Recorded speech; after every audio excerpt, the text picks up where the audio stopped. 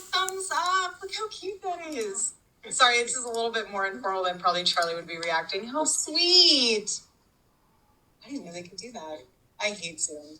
The final days of Charlie Kirk's life are becoming clearer, and the picture that's emerging is deeply disturbing. New evidence has surfaced showing that Charlie Kirk sent messages expressing genuine fear for his safety in the hours before his death. At the same time, serious questions are being raised about whether Erika Kirk has been truthful about what she knew and when she knew it. Conservative commentator Candace Owens has released information suggesting that Charlie Kirk was under immense pressure from major donors in the days leading up to his passing. According to screenshots and testimonies from people close to the situation, Charlie was navigating conflicts that went far beyond typical organizational disagreements. These were high-stakes confrontations involving substantial financial backing and fundamental questions about the direction of Turning Point USA. According to messages that have been made public, Charlie Kirk was engaged in serious disputes with major financial supporters of Turning Point USA. Reports indicate that on September 9th, just one day before his death, Charlie sent a message in a group chat discussing the loss of significant donor funding because he refused to cancel certain speakers and change his programming decisions. The message reportedly expressed frustration about donor pressure and included statements about feeling bullied over organizational decisions. According to those who have seen the full context of these communications, Charlie wrote about losing millions in annual donations because he wouldn't bend to specific demands regarding guest speakers and content direction. This isn't just about money. When an organization's founder is experiencing this level of pressure from financial backers, it raises fundamental questions about who actually controls the organization and whose interests are being served. Turning Point USA was founded on principles of independent conservative thought and youth engagement. But if major donors can threaten to withdraw millions over programming choices, how independent is the organization really? What makes this situation even more complex is what allegedly happened after those text exchanges. According to podcast host Josh Hammer, who claims to have been involved, Charlie organized a Zoom call on the evening of September 9th. Hammer states this call was arranged to discuss messaging strategy regarding Israel-related topics on college campuses. The participants in this call allegedly included Hammer himself and a rabbi who doesn't even reside in the United States. The timing and composition of this call have raised eyebrows among observers trying to understand Charlie's final hours. Why would someone who had just expressed frustration about donor pressure immediately organize a call with individuals connected to that very issue? Candace Owens has questioned the entire premise of this call. Her argument is straightforward. Charlie Kirk had just returned from overseas travel, had been building Turning Point USA for over a decade, and was extremely knowledgeable about messaging on college campuses. The idea that he suddenly needed emergency advice from these particular individuals, including someone in a completely different time zone, seems unusual at best. Furthermore, reports suggest the call became contentious, with attempts at both pressure and financial inducements being applied during the conversation. If accurate, this paints a picture of someone being pushed from multiple directions simultaneously, with significant stakes attached to his decisions. The most alarming revelation is what Charlie allegedly communicated immediately after this Zoom call ended. According to multiple sources, Charlie Kirk sent a message to close associates Dan Flood and Andrew Colbert stating, "They're going to kill me." This isn't ambiguous language. This isn't someone expressing general concern or using hyperbole. This is a direct statement from someone who believed he was in danger. The question that everyone should be asking is, who did Charlie believe was threatening him, and why did he feel his life was at risk? When someone sends a message like that and then dies within hours, it demands investigation and explanation. Yet instead of transparency and answers, what we've gotten is conflicting accounts, changed stories, and information that doesn't line up. This brings us to perhaps the most troubling aspect of the entire situation, Erika Kirk's contradictory statements about whether she knew Charlie feared for his life. According to Candace Owens' investigation, Erika has given multiple different versions of events regarding the "they're going to kill me" message.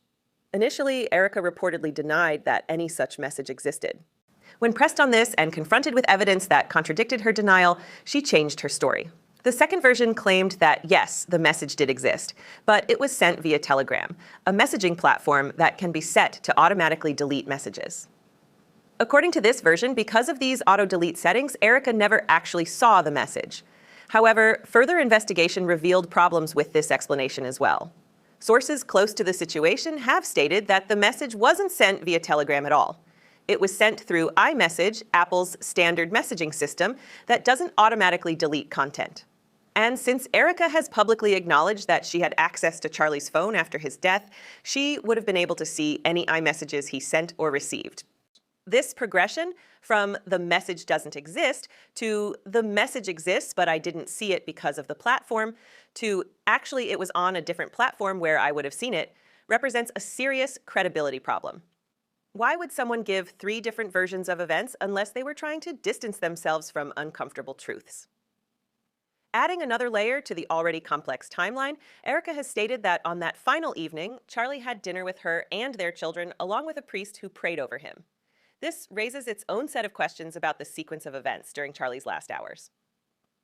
According to the timeline that's been pieced together, Charlie was dealing with donor conflicts, participating in a contentious Zoom call with a rabbi, sending alarming messages about threats to his life, and also having a pastoral dinner with a priest, all within a compressed time frame on September 9th. Critics have pointed out that this would mean Charlie sought spiritual counsel from multiple religious figures across different faiths within a 24-hour period, all while dealing with organizational crises and personal safety concerns. While people certainly can and do reach out to religious leaders during difficult times, the specific combination and timing have struck many observers as unusual. Perhaps equally concerning as the questions about Charlie's final day are the decisions and actions that have taken place since his passing. Several patterns have emerged that seem to contradict things Charlie reportedly cared deeply about. First, there's the issue of the Epstein files. Charlie Kirk was publicly vocal about demanding full transparency regarding Jeffrey Epstein's activities, connections, and the complete release of all related documents without redactions. He spoke about this topic repeatedly on his show and in public appearances, making clear that he believed the American people deserved to know the full truth about Epstein's network and operations. Charlie didn't just talk about Epstein as an isolated criminal.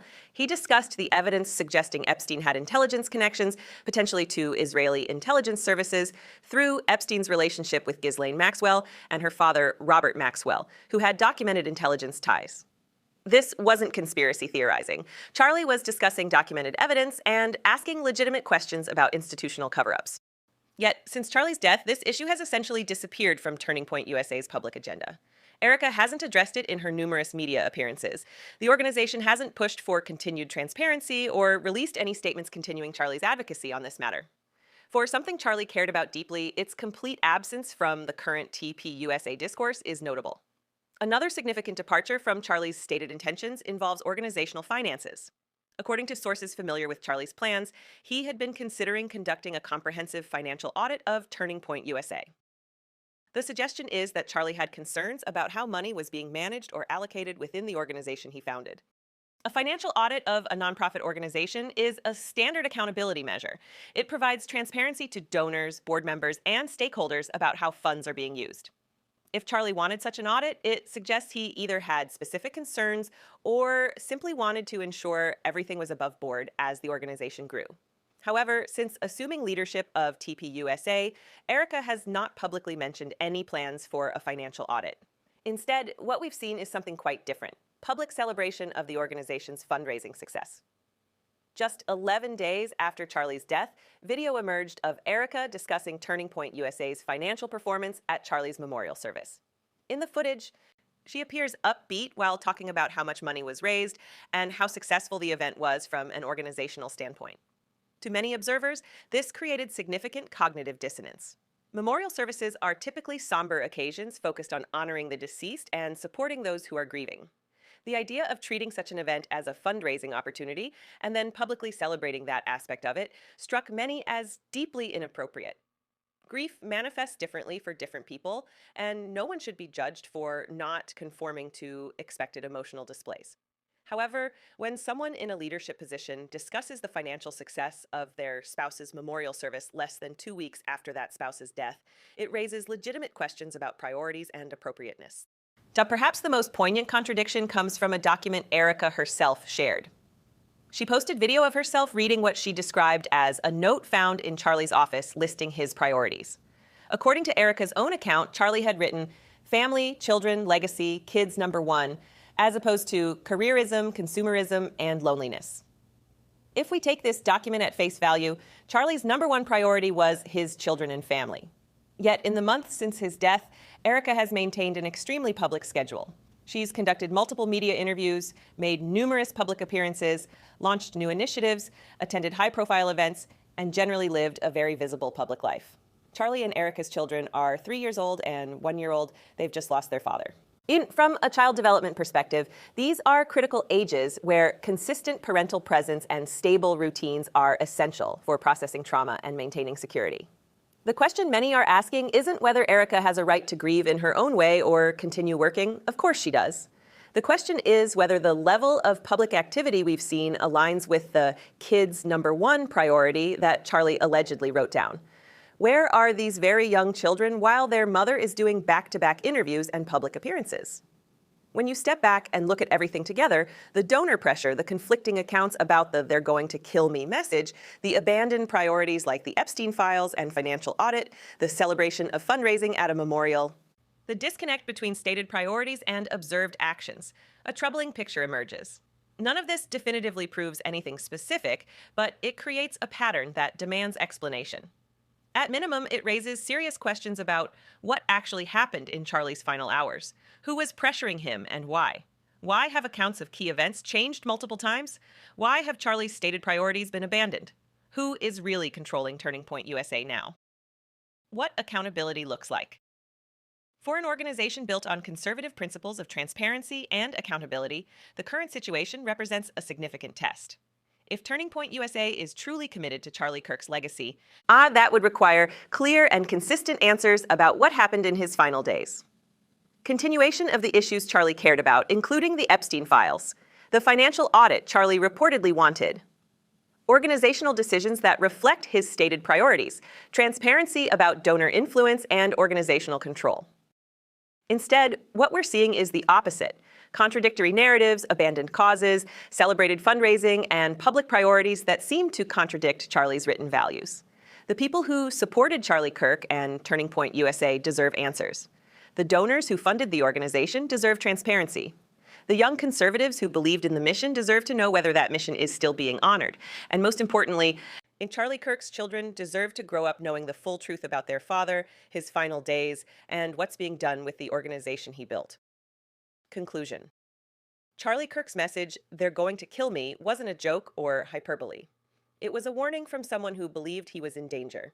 Within hours, he was dead. The circumstances surrounding those final hours remain murky, accounts keep changing, and the priorities he cared about have been abandoned.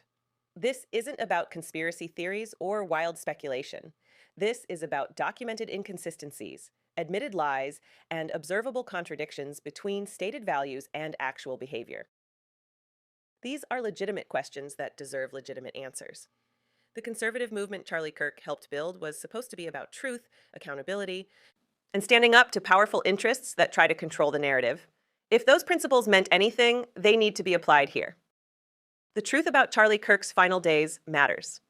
If you believe in accountability and transparency, make your voice heard. Share this video with anyone who supported Charlie Kirk or Turning Point USA.